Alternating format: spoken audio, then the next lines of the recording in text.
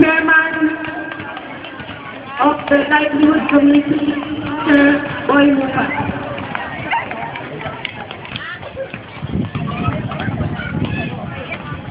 Tayo po ay yuko po at magbigay galak sa ating Panginoon Diyos.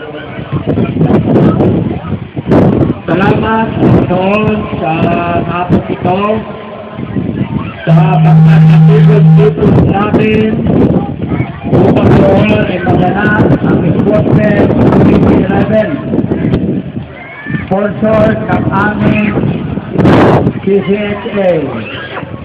Sana Panginoon, maging komplikasyon na ito sa aming paglahok ay hindi upang ipakita ang aming mga galing, kung hindi magkaroon kami ng pagkakaisa, pagkakaunawaan sa bawat mga team. Panginoon, buksan niyo ang magandang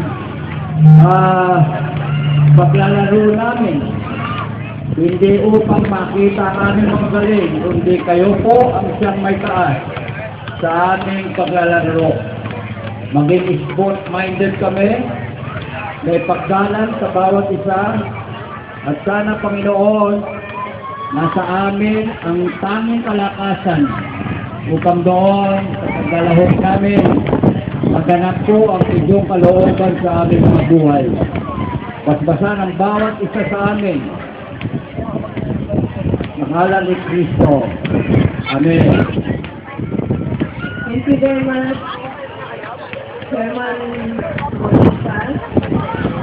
Next, we are going to have the singing of the national anthem to be led by Karen, bumihan ka sa kotse.